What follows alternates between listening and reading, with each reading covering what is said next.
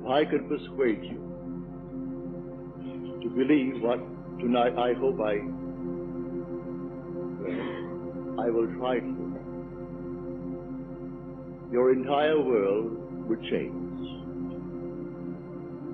You hear the word God, the word Jehovah, the word Lord, the word Jesus, the word Christ, and you think of something other than yourself, one that is greater, one that you would worship. Tonight it is my purpose to show you that God and the eye of man are one. When you say, I am, that is the God of Scripture. Confined as you are, you think, how could it be? God created the universe and sustains it. And here I am, like a little worm, 10 years, and then I vanish. But now let us turn to Scripture. We turn now to the 16th chapter of Matthew. And the question is asked of the disciples, the followers, those who have heard it. And he said to them, who do men say that the Son of Man is? And they reply, well, some say John the Baptist, come again. Others, Elijah. Others, Jeremiah, or one of the prophets.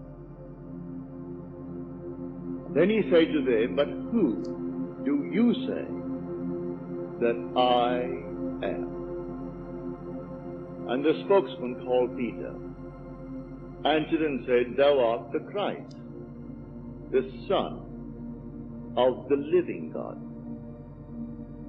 He said to him, blessed art thou, Simon Bar-Jonah, for flesh and blood could not have told you this, but my Father who is in heaven. Well, here he equates the Son of Man with the eye of man, not the organ that sees or through which you see, but your sense of awareness, that I amness, when you are aware of being, your consciousness, your human imagination. So he equates the two. The Son of Man spoken of in the Old Testament, brought forward into the New, is nothing more than the eye of man. And he calls it the Christ, and defines Christ as the Son of God. Now we find Christ being defined in the New Testament as the power of God and the wisdom of God. So the eye of man is the power of God and the wisdom of God. If man does not know it, well, then he will not exercise that power. He will not exercise that wisdom. So tonight I am trying to persuade you that when you say I, before you say anything, that is the power and the wisdom of God. You can't separate the power of God and the wisdom of God from God. So you will say in the end, I and my Father are one, for he is called the Son of God. Now we are called upon to test this, if it be true. Can we test it? I hope you'll put it to the test.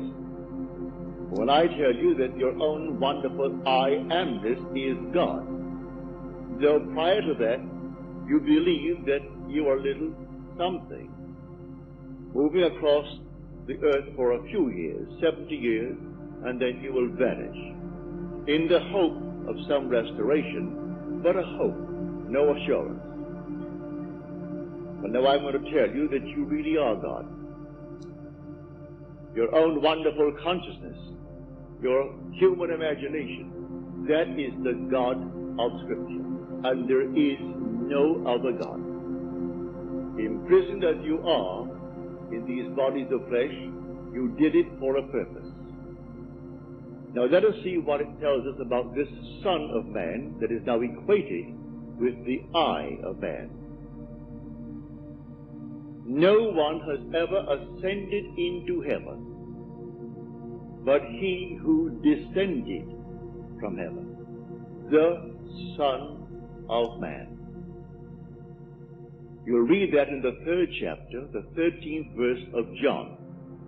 So here we find you are a pre-existent being. No one can ascend into heaven but he who descended from heaven, the Son of Man. Your ascension in the next verse, the 14th verse, is showing you how you ascend. As Moses lifted up the serpent in the wilderness, so must the Son of Man be lifted up. That's all imagery, and yet it is true. You descended into generation in a world of death, where everything begins, it waxes, it wanes, and then it disappears. But there's something in you, clothed in this garment, that does die. That is pre-existent. And its home is heaven, which is harmony. You gave it up completely. You aren't pretending that you're a man.